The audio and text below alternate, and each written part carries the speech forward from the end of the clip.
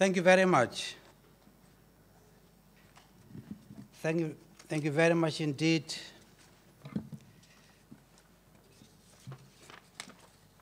Director of Ceremony, our guest of honor, the Honorable Naledi Pandor, the Minister of Science and Technology, Honorable Baleka Mbete, the Speaker of the National Assembly of South Africa, and also our host, the Honorable Joseph Yobuyalema, the Vice President of the SADC Parliamentary Forum, and a dear colleague from our time at the Pan-African Parliament, the Honorable Speakers, Deputy Speakers, and leaders of various delegations present here,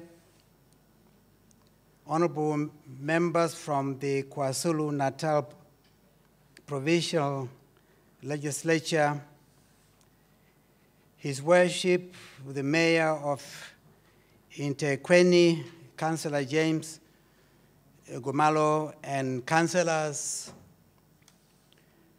the Honorable Tulisale Dladla, the Vice Chairperson of the SADC Parliamentary Forum, Regional Women's Parliamentary Caucus, honorable members of Parliament from various SADC national parliaments,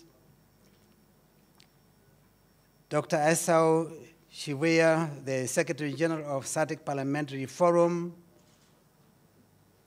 our clerks and secretaries from our various national parliaments present here, members of the Diplomatic Corps, invited observer and resource persons, staff from the SADC national parliaments, SADC-PF secretariat staff, ladies and gentlemen. By convention, the vote of thanks is a brief one, simply to thank those who have spoken as represented by the platform. But I rise on a simple assignment in keeping with that convention, that is to say, thank you, Siyabonga, to the Parliament and to the people of the Republic of South Africa for hosting the 37th Plenary Assembly session of the SADC Parliamentary Forum. On behalf of all the SADC Parliamentary Forum delegates to the 37th Plenary Assembly session, and indeed on my own behalf, I wish to express our gratitude for the hospitality that has been extended to us since our arrival in this beautiful city of Durban. Given that this is the third time that the Parliament of South Africa is hosting our plenary assembly session, we do not regard ourselves as strangers. It is an honor and privilege for me personally to be moving this vote of thanks at this auspicious inter-parliamentary gathering, given that this is my maiden statement as a newly elected Speaker of the National Assembly of Namibia.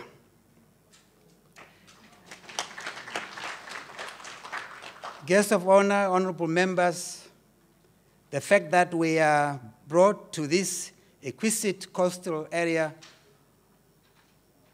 of this beautiful country, South Africa, is a testimony that indeed South Africa is a home away from all of us. The solidarity that bonded us as a region and as a continent during our protracted struggle for liberation should inspire us to remain one people. It is only through unity and integration that we as a region and a continent can overcome the economic and political challenges facing us. This underlines the SADC common agenda which we as parliamentarians of the region should commit ourselves to achieve within a reasonable time frame. Honorable members, I'm sure you agree with me that SADC integration will not be complete without the establishment of the SADC Regional Parliament, and we should therefore not relent in our quest for the transformation of the SADC Parliamentary Forum. A regional parliament will ensure the inclusion of the voice of the people in the integration process. Guests of honor, honorable members, the chosen theme of the 37th plenary assembly session, which focus on industrialization and SADC integration, is opportune, and it is also in keeping with the SADC summit agenda. Industrialization and the realization of the benefits thereof may only be achieved through concerted individual and collective efforts of the SADC member states. Categorical policy interventions and industrialization repositioning is a requisite if we want to achieve the ends of industrialization. In Namibia, for instance, since the adoption of the SADC industrialization policy and the roadmap, the government recently refocused and renamed its relevant ministry to now become the Ministry of Industrialization, Trade, and Small and Medium Enterprises. For industrialization to succeed, it should be complemented by parliamentary oversight, especially at the national level. As parliamentarians, we therefore have an important role of ratifying SADC protocols that are relevant to the implementation of the SADC industrial strategy and roadmap, as well as the revised regional integrative strategic development plan 2015-2020, on which the industrial policy is anchored, in order to ensure the domestication and implementation at the national level. Furthermore, we should ensure effective monitoring of implementation of the same in our oversight role. Ideally, industrialization should strategically harness the contribution of SME sector because of this sector's ability to create employment opportunities and its inclusiveness. Guests of honor, honorable members, we profoundly thank you for being here with us today. And here I'm addressing, in particular, our guest of honor, the Minister of Science and Technology.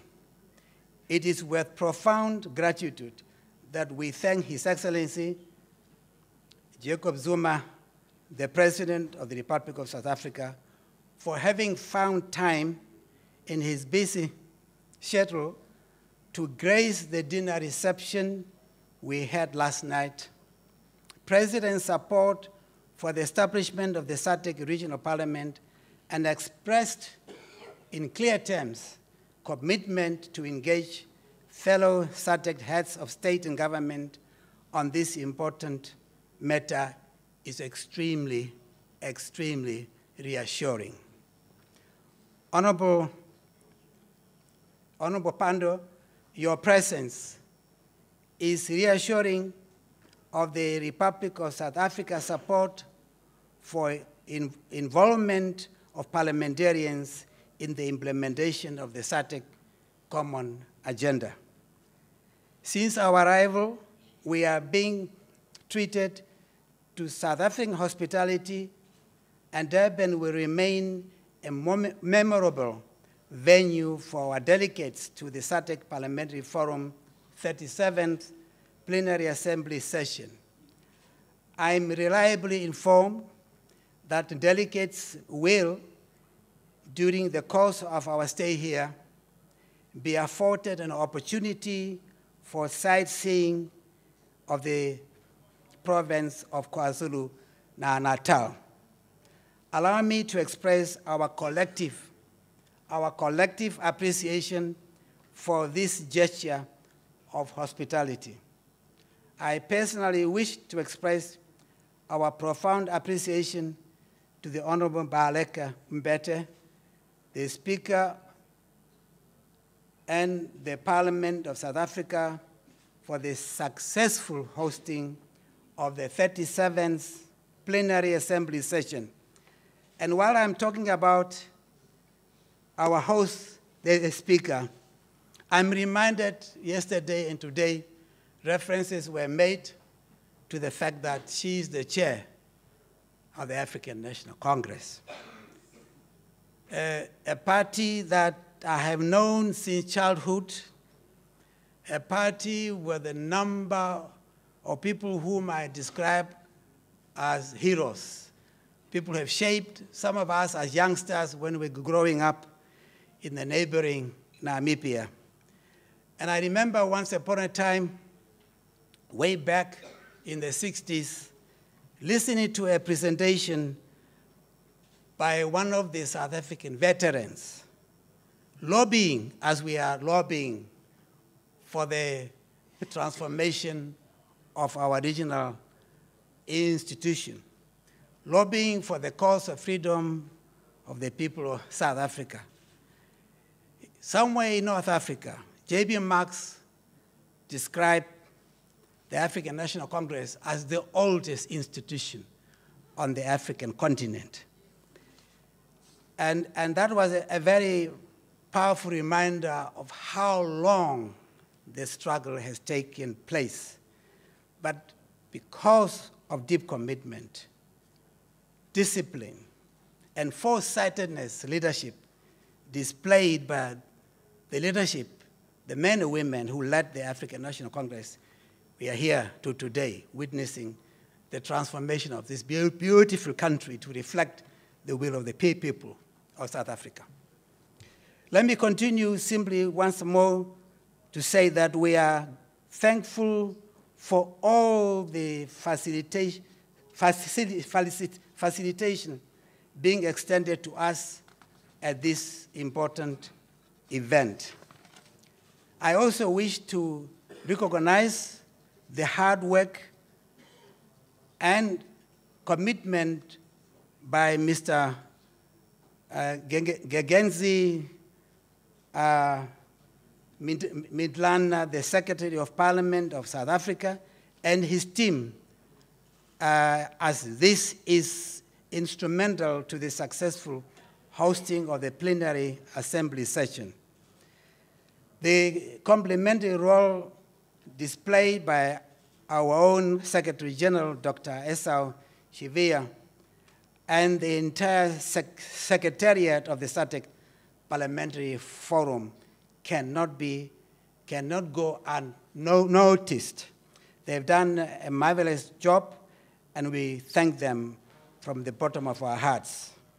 The 37th Plenary Assembly session would not have been a reality had it not been for the members of parliaments who have traveled from all corners of the SADC region to make this session a spectacular one. The record of attendance of this plenary assembly session is testimony that parliamentarians of this region are determined to be transformed into a long-awaited SADC regional parliament.